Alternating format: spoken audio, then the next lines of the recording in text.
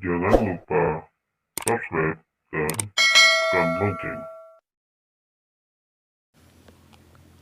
Assalamualaikum warahmatullahi wabarakatuh. Bertemu kembali dalam pelajaran IPS terpadu dengan materi potensi sumber daya alam di Indonesia. Masih bersama Uud Walis Putra, guru IPS terpadu di SMP Tianida Kota Lubuk Linggau. Sebelum kita memulai pelajaran pada hari ini, kita akan mencari tahu dulu tujuan dari pembelajaran hari ini. Yang pertama, menjelaskan potensi sumber daya alam di Indonesia. Yang kedua, mendeskripsikan potensi sumber daya alam di Indonesia. Dan yang ketiga, mendeskripsikan persebaran sumber daya alam di Indonesia. Baik, langsung saja kita masuk dalam pembahasan yang pertama. Apa itu sumber daya alam? Sumber daya alam atau biasa disebut dengan SDA merupakan potensi alam yang berupa benda mati maupun makhluk hidup yang dapat dikembangkan dan digunakan untuk memenuhi kebutuhan hidup manusia. Sumber daya alam merupakan unsur lingkungan hidup yang sangat penting untuk mendukung kehidupan manusia. Sumber daya alam pada prinsipnya terbagi menjadi 3 bentuk. Yang pertama, sumber daya alam berdasarkan kemungkinan pemulihannya. Yang kedua, sumber daya alam berdasarkan sifatnya. Dan yang ketiga, sumber daya alam berdasarkan lokasinya.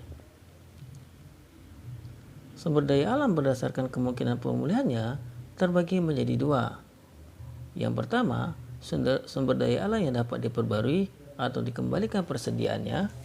Dan yang kedua, sumber daya alam yang tidak diperbarui atau memerlukan waktu yang sangat lama dalam pemulihannya, jutaan tahun. Contohnya seperti batu bara, minyak bumi, gas alam, dan lain sebagainya. Yang kedua,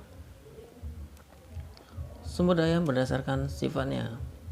Berdasarkan sifatnya, sumber daya alam terbagi menjadi 2, yaitu sumber daya alam hayati berupa makhluk hidup, baik tumbuhan maupun hewan. Dan yang kedua, sumber daya non hayati yang berupa benda mati seperti bahan galian, tanah, tenaga panas bumi, dan air. Itu merupakan sumber daya alam yang sifatnya non hayati. Dan yang ketiga, sumber daya alam berdasarkan lokasinya. Berdasarkan lokasinya, sumber daya alam dibedakan menjadi 2, yaitu sumber daya alam terestrial atau sumber daya alam yang terdapat di tanah, dan sumber daya alam akuatik atau sumber daya alam yang terdapat di lautan. Contoh dari sumber daya alam terestrial yakni seperti tanah, hutan, dan bahan galian, bahan tambang, dan lain sebagainya. Dan sedangkan sumber daya alam yang di laut atau perairan atau akuatik seperti ikan, rumput laut, dan energi gelombang atau energi gelombang, itu adalah sumber daya alam. Jadi dapat kita ketahui bersama bahwa sumber daya alam merupakan potensi alam baik berupa benda mati maupun makhluk hidup yang dapat dikembangkan dan digunakan untuk memenuhi kebutuhan hidup manusia. Sumber daya alam merupakan unsur lingkungan hidup yang mendukung kehidupan manusia. Dan sumber daya alam terbentuk karena adanya kekuatan alamiah, misalnya tanah, air, dan udara. Namun potensi sumber daya alam tersebut tidak akan bermanfaat apabila tidak dikelola oleh manusia. Itu adalah sumber daya alam. Kemudian kita akan membahas tentang potensi sumber daya alam di Indonesia.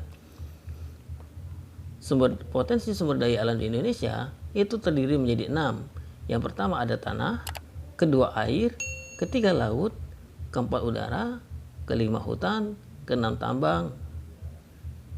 Kita akan membahas satu persatu dari keenam sumber daya alam yang ada di Indonesia. Yang pertama adalah tanah.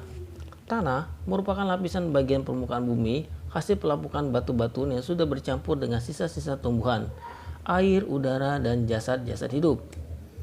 Berdasarkan tingkat kesuburannya, tanah terbagi menjadi 3, yaitu tanah subur, seperti contohnya tanah vulkanik. Yang kedua ada tanah kurang subur, seperti tanah gambut dan kapur. Dan yang ketiga adalah tanah tidak subur, atau seperti contohnya adalah tanah laterit. Tanah memiliki manfaat bagi kehidupan manusia.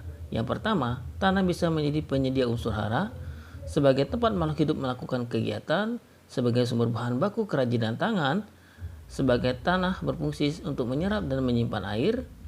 Tanah mengandung barang tambang dan bahan galian, Dan yang terakhir adalah tanah memiliki nilai ekonomis. Selanjutnya ada sumber daya alam air atau potensi sumber daya alam air. Air merupakan sumber daya alam yang mutlak diperlukan bagi kehidupan sehingga menjadikan air sebagai unsur utama dalam setiap sistem kehidupan manusia.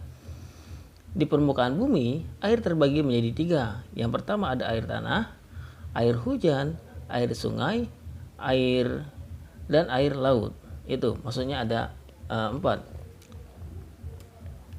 Sumber daya air dapat dimanfaatkan untuk berbagai kepentingan, antara lain sumber air pertanian melalui irigasi, sumber air bagi kegiatan perikanan, sebagai pembangkit tenaga listrik untuk memenuhi kebutuhan masyarakat terhadap air bersih, dan dimanfaatkan sebagai tempat pariwisata.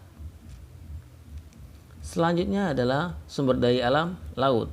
Laut merupakan kumpulan air asin dalam jumlah yang banyak dan luas yang memisahkan benua atau pulau yang satu dengan yang lainnya. Potensi sumber daya laut yang ada di Indonesia antara lain adalah perikanan, terumbu karang, padang lamun, dan juga rumput laut. Selanjutnya adalah udara. Udara merupakan sumber kehidupan yang di dalamnya terdapat berbagai unsur, antara lain nitrogen sebanyak 78%, oksigen sebanyak 20%, dan sisanya adalah unsur argon, karbon dioksida, neon, helium, ozon, hidrogen, kripton, metana, dan xenon. Selain untuk bernafas, udara juga berguna untuk melindungi bumi dari radiasi, digunakan untuk membawa uap air, dan sebagai pembekal listrik seperti tenaga angin. Udara dapat digunakan atau dikelola antara lain sebagai menekan penggunaan energi pada pabrik dan industri, mengganti sumber energi lain yang lebih ramah lingkungan pada industri dan pabrik. Yang ketiga, memasang penyaring udara pada corong asap pabrik. Dan yang keempat, memperkecil penggunaan kendaraan bermotor. Dan yang kelima, ada sumber daya alam hutan. Hutan di Indonesia memiliki potensi yang sangat besar, yaitu mencapai 99,6 juta hektar atau 52,3% dari luas wilayah Indonesia. Hutan di Indonesia menghasilkan 4.000 jenis kayu yang 267 diantaranya adalah kayu yang memiliki nilai ekonomis tinggi, seperti jati, cendana, rotan, akasia, meranti, dan lain-lain. Hutan di Indonesia tidak hanya menghasilkan kayu, tetapi juga hutan di Indonesia menghasilkan buah-buahan dan juga obat-obatan. Hutan juga memiliki fungsi ekologis seperti antara lain: 1. Hutan menjadi paru-paru dunia yang menghisap karbon dioksida dan mengeluarkan oksigen. 2. Sebagai daerah resapan air. 3. Hutan dapat menahan erosi tanah air laju air. Dan hutan, yang keempat, dan hutan merupakan habitat bagi berbagai macam flora dan fauna. Yang terakhir adalah potensi sumber daya alam tambang di Indonesia.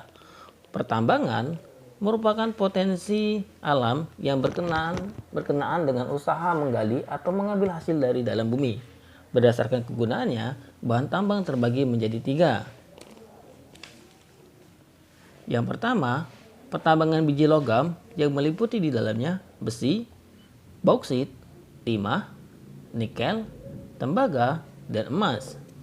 Kemudian ada pertambangan energi yang di dalamnya meliputi minyak bumi, gas alam, dan yang terakhir adalah batu bara. Dan yang terakhir adalah pertambangan mineral meliputi belerang, granit, pasir kuarsa, kaolin, dan batu kapur. Nah, itu merupakan potensi-potensi sumber daya alam di Indonesia. Jika kita ulangi dari awal, bahwa potensi sumber daya alam di Indonesia itu terdiri atas 6. Yang pertama ada tanah, yang kedua ada air, yang ketiga ada laut, yang keempat ada udara, dan yang kelima ada hutan, dan keenam adalah tambang atau pertambangan. Itu merupakan potensi-potensi sumber daya alam yang ada di Indonesia. Ini adalah pertemuan kita pada hari ini yang membahas tentang potensi sumber daya alam di Indonesia. Cukup untuk pertemuan kali ini. Selamat belajar. Semoga kita semua dalam keadaan sehat dan walafiat. Assalamualaikum warahmatullahi wabarakatuh. wabarakatuh dan terima kasih.